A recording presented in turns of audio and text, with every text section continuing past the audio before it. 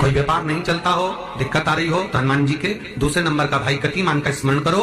हनुमान जी के उल्टे पांव का सिंदूर लाकर गतिमान का नाम लेकर स्वस्तिक बना दिया जाए व्यापार वाली जगह पर, तो व्यापार अच्छा चलने लगता है महाराज।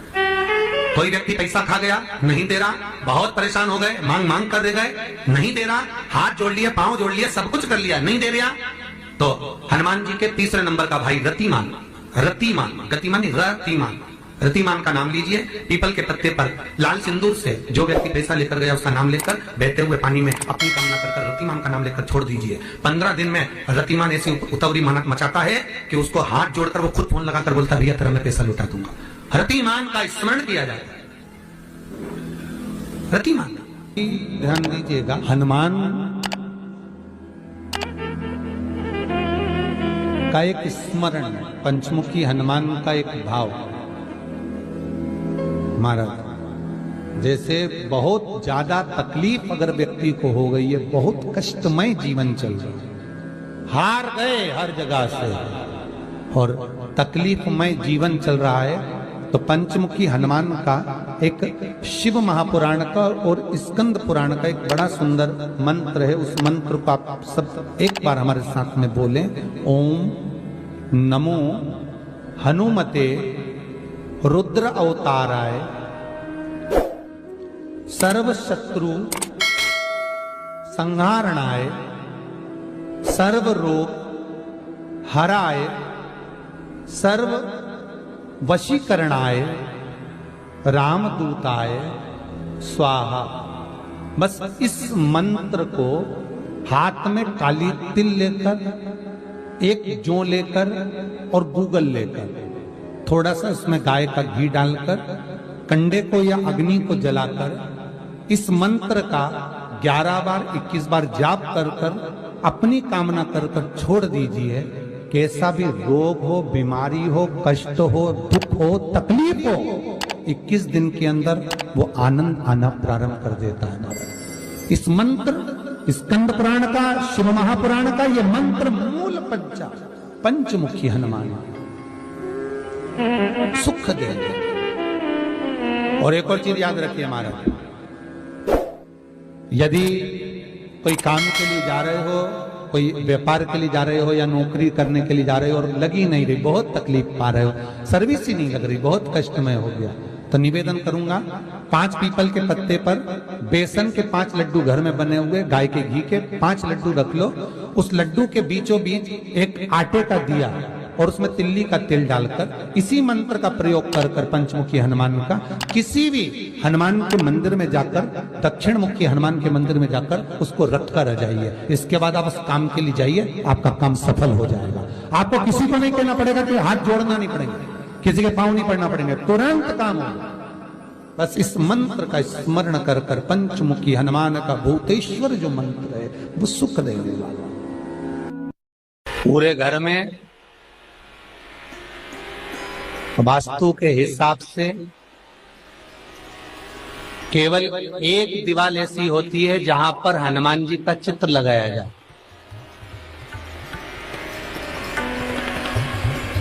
चाहे तुम पर्वत उठाने वाला चित्र लगाओ हनुमान जी का, चाहे बैठे हुए लगाओ, चाहे रामायण पढ़ने वाला लगाओ, चाहे लंका दहन करने वाला लगाओ, चाहे राम नाम जपने वाला लगाओ, चाहे लक्ष्मण को संजीवनी देने वाला लगाओ, चाहे मौन मुद्रा में लगा दो, चाहे स्तुति में लगा दो, चाहे भजन में लगा दो। हनुमान जी का कोई भी चित्र लगता है तो ना पूरब में लगेगा, ना पश्चिम में लगेगा, ना दक्षिण में लगेगा। हनुमान जी का अगर चित्र लगता है तो उत्तर की दीवार में दक्षिण को देखते हुए लगेगा, केवल एक ही स्थान।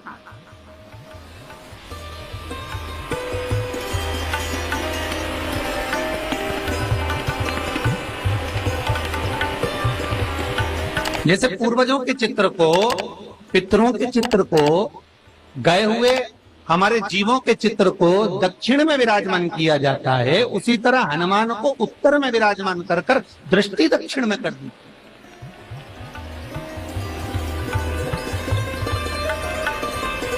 घर में हनुमान जी के जितने फोटो होते हैं उसको केवल दक्षिण दिशा में लगा, तो उत्तर दिशा में लगा बिठाते थे, और दक्षिण की ओर उनकी दृष्टि होना चाहिए, दक्षिण की ओर उनका मुख होना चाहिए। क्यों महाराज?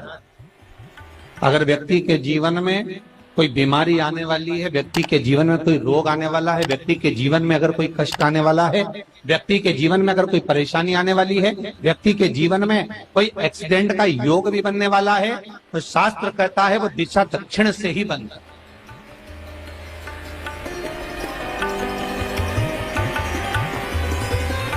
ये दक्षिण जो दिशा है ये यम की दिशा। यहाँ संपूर्ण परिवार के साथ यमराज अपने आनंद में निवास करते। और जब हमारे घर में, हम ये नहीं कह रहे कि आप हनुमान जी का फोटो लगाओ, हम ये भी नहीं कह रहे, आपके घर में हो और आपने अगर विराजमान कर रखा है किसी दिशा में, तो हमारा तो निवेदन रहेगा, अभी तक आपने अगर जैसा रखा, पर एक बार दिशा बदल कर देखना कि रोग, बीमारी, कष्ट, दुख, तकलीफ में आपको लाभ मिला कि ना। हनुमान जी ने केवल दक्षिण दिशा की ओर अगर मुख कर हमने विराजमान कर दिया, फोटो ही विराजित किया। हम ये नहीं कहेंगे आपसे कि आप बाजार से फोटो खरीद के लाओ फिर लगाओ, नहीं, आपके घर में हो तो आप लगा दें, आपके घर में हो तो विराजमान।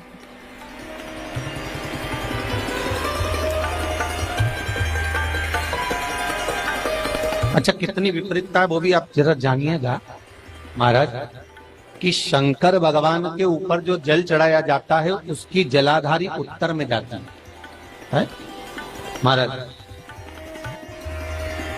भगवान शिव का जो जल जा रहा है वो उत्तर की ओर जा, और हनुमान जी को उत्तर में विराजमान कर मुख दक्षिण की ओर कर। क्यों? प्रबल दिशाओं में उत्तर और दक्षिण महाराज, ये जो दो दिशाएं, इनको साधने के लिए कोई देवता आगे नहीं। अगर इन दिशाओं को कोई साधने वाला है तो केवल एक देवाधिदेव महादेव ही हो सकता। काल का हरण करने वाला वो महान काल ही हो सकता।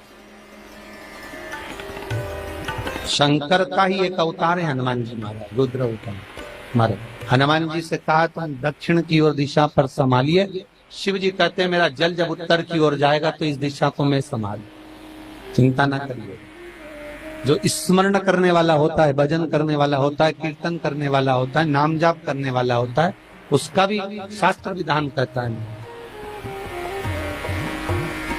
उसका भी व्याख्यान वर्णन करता है कि जैसे एक दिशा के रूप में हनुमान जी महाराज को विराजमान कर दक्षिण की दिशा पर हम विजय पर, अर्थात रोग पर, बीमारी पर, कष्ट पर, तकलीफ पर हम विजय प्राप्त कर सकते। ऐसा नहीं कि ऐसा कोई रोग नहीं जिसकी दवा नहीं है, पर जब तक भगवान की कृपा नहीं होगी तब तक कोई औषधि मिल सकती नहीं, कुछ प्राप्त नहीं हो सकता।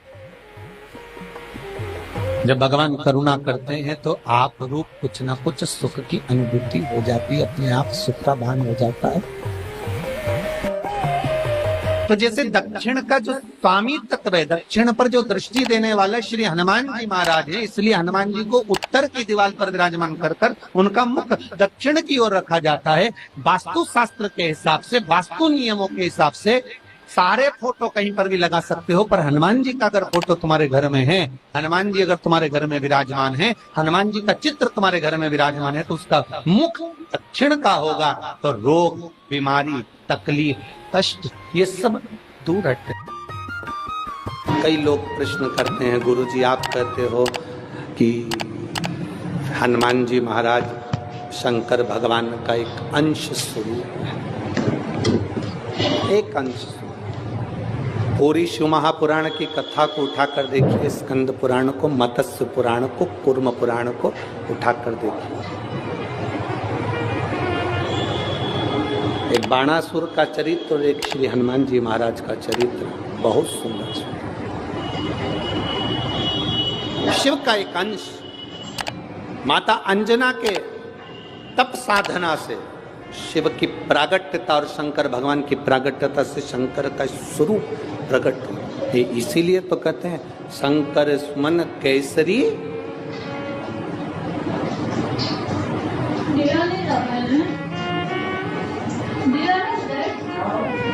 शिव का एक स्वरूप है हनुमान जी। हम तो हमेशा कहते हैं अगर आप हनुमान जी का भी दर्शन कर रहे हैं तो ये अंदाजा लगा कर रखें कि आप शंकर का दर्शन कर रहे हैं। आप शंकर का दर्शन कर रहे हैं तो यह अंदाजा लगा कर रखें कि आप हनुमान जी का दर्शन कर रहे हैं। सब एक, कोई भेद नहीं, सब एक, कोई भेद नहीं। देवताओं, आप एक बेलपत्र, जैसे आप एक बेलपत्र कि ये दो जो पत्तियां होती हैं, जरा ध्यान देंगे, ये दो जो पत्ती नीचे की रहती है बेलपत्र, आगे का भाग एक बेलपत्र और नीचे की जो ये दो पत्तियां होती हैं, इन दो पत्तियों के ऊपर एक एक शमी पत्र, ये दो जो पत्तियां हैं इन पत्तियों के ऊपर एक एक शमी पत्र और लाल चंदन ये रखकर कितना भी रोगीला व्यक्ति हो, रोग से ग्रसित व्यक्ति हो, जिंदगी में कितना ही दुख पड़ रहा हो, बेलपत्र की ये दोनों पत्ती जिसके ऊपर शमी पत्र रखकर, लाल चंदन रखकर श्री हनुमान जी महाराज और हनुमान जी महाराज के तीसरे नंबर के भाई श्री गतिमान जी, हनुमान जी कितने भाई हैं? 6। उसमें हनुमान, रतिमान, प्रतिमान, मतिमान, गतिमान, तो जो नीचे के क्रम में आते हैं श्री गतिमान जी, उन गतिमान जी और हनुमान जी का नाम लेकर जो शिवलिंग के ऊपर समर्पित कर देता है, रोग का निवारण होता ही है, रोग मुक्ति होती है। मंगल का प्रदोष निकाल कर रख लो कि मंगल का प्रदोष इस दिन पड़ रहा है, मंगल की त्रयोदशी तिथि पड़ रही है, प्रदोष व्रत मंगलवार का पड़ रहा है। और जिन लड़का लड़की को मंगल होते हैं, जिन कन्या और वर को मंगल होते हैं, केवल शंकर भगवान के मंदिर में जाकर चौमुखी दिया, 4 बत्ती का दिया आटे का, उसमें घी डालकर लड़की शंकर भगवान के मंदिर में मात्र 7 बार शंकर पे से उतार कर 3 बार स्वतः उतार कर शिव के मंदिर में रख देती है, उसका मंगल आड़े आता ही नहीं है, मंगल नहीं आता सामने। मंगल प्रदोष व्रत का इतना महत्व है महाराज। जब जिस महीने में जो प्रदोष पड़ा करे, जब प्रदोष पड़े, बन सके 1 बेलपत्र, बन सके 5 बेलपत्र, शमी पत्र, हरा मुंह बेलपत्र, एक कलश के अंदर थोड़ा सा पानी लेकर 1 बेलपत्र, हरा मूंग, शमी पत्र डालकर और उसमें थोड़ा सा गुड़ डालकर भगवान शिव का स्मरण कर कर प्रदोष काल में, मान लो कोई काम आपका बहुत जरूरी है, बहुत दिनों से आप थक गए हैं, नहीं हो रहा, कर्जा बढ़ रहा है, धन नहीं आ रहा, व्यापार नहीं चढ़ रहा, या कोई समस्या बहुत प्रबल है, कोई एग्जाम में बैठ रहे हो नहीं हो रहा, परीक्षा भी दे दी है, रिजल्ट आने ही वाला है, तो भी प्रदोष काल में, प्रदोष के समय वो जल, मूंग, शमी पत्र और बेलपत्र और गुड़ का शंकर के शिवलिंग को समर्पित करना प्रारंभ कर दो। 2 या 3 प्रदोष करोगे, बाबा आपकी मनोकामना शीघ्र पूर्ण कर देगा। शंकर भगवान पर चढ़े हुए जल जब नीचे की ओर आता है, जिस जगह पर जल गिरता है उस जगह पर मात्र 1 दुर्वा प्रदोष के दिन अपनी कामना कर इस शरीर के सुख के लिए शंकर भगवान के जल गिरने वाले स्थान के पास में अवधूतेश्वर महादेव के नाम से रख दी जाती है, तो जिंदगी में कभी बड़ी बीमारी नहीं आती। उसी तरह जिससे रोग को समाप्त करने के लिए दुर्वा का प्रयोग किया जाता है। कभी ऐसा योग लगे आपके जीवन में कि आप जिस व्यापार को आपने करा उस व्यापार में आपको फल नहीं मिला, फिर आपने व्यापार चेंज करा, फिर बदल कर देखा, फिर उस व्यापार को कर देखा, उसमें फल नहीं मिला, फिर आपने वापिस व्यापार को बदलने का विचार किया, तो हमारा निवेदन रहेगा उस व्यापार को बदलने से पहले एक काम जरूर कर देखो। 3 स्थान पर बेलपत्र को चढ़ा कर देखिएगा। अगर आपको लगे कि मैंने व्यापार बदल लिया, एक बार बदला, कई लोग ऐसे भी होते हैं जो पैसा इकट्ठा करते हैं, धन एकत्रित करते हैं और कोई व्यापार ऐसा कर लेते हैं जिस व्यापार में धन चले जाता है तो वो धन वापिस नहीं आता महाराज, वो व्यापार का धन वापिस नहीं आता। तो बड़े दुखी होता है कि भाई मेरा गया हुआ पैसा नहीं आ रहा, मैं बड़ा कष्ट में हूं, मेरा खुद का ही आ जाए ना तो मैं निहाल हो जाऊं, मेरा अपना ही नहीं आ रहा जो गया हुआ है तो मैं क्या वर्णन करूं उसको, क्या। उनके लिए भी ये प्रयोग, ये शिव विद्येश्वर संहिता का ये भाव बड़ा सुंदर है। आप व्यापार पर व्यापार बदल कर देख लिए, धन भी हमारा कहीं डूब गया, आ नहीं रहा है, तो प्रयास करना। 3 स्थान पर चढ़ाई गई बेलपत्र हमें सुख का अनुभव कराए, बहुत ध्यान लगाइए। पहला, अशोक सुंदरी की जगह। अब ये बेलपत्र जब भी आप चढ़ाएंगे तो रविवार की अगर प्रदोष पड़ जाए, कौन से दिन? रविवार की प्रदोष के दिन ये प्रयोग अवश्य कर कर देखिएगा। ज्यादा बार नहीं करना है, केवल एक ही बार करना, बाबा स्वयं कृपा करेगा। अपने मंदिर में, अर्थात अपने घर के पास कोई मंदिर हो, शिवालय हो, देवालय हो, जहां शंकर भगवान विराजमान हो, शिवलिंग हो, ऐसी जगह पर अवश्य करें। हमें कहीं दूर जाकर ये प्रयोग नहीं करना, अपने अपने शिवालय, अपने जो घर के आसपास में शिवालय हो वह। एक बेलपत्र अशोक सुंदरी वाली जगह।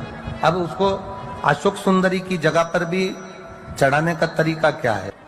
जब हम बेलपत्र चढ़ाएंगे तो उस बेलपत्र को चढ़ाते समय आपकी जो बेलपत्र की डंडी है, वो बेलपत्र, रविवार प्रदोष के दिन का ये उपाय है महाराज। ये बेलपत्र की जो डंडी है, इस डंडी का भाग शिवलिंग की ओर होना चाहिए। ये जो डंडी है, इसका भाग अशोक सुंदरी पर जब चढ़ाएंगे तो शिवलिंग की ओर इसका भाग होगा महाराज। दूसरी, बेलपत्र को जब हम समर्पित करेंगे, जया, विषहरा, शामरीवारी, दौतली, देव, मान लो जलाधारी ऊपर नहीं है शंकर जी के, तो उसका स्मरण कर कर 5 कन्याओं का नाम लेकर, जया, विषहरा, शामलीवारी, दौतली, देव, इनका स्मरण कर कर शंकर भगवान के शिवलिंग पर बेलपत्र रखेंगे।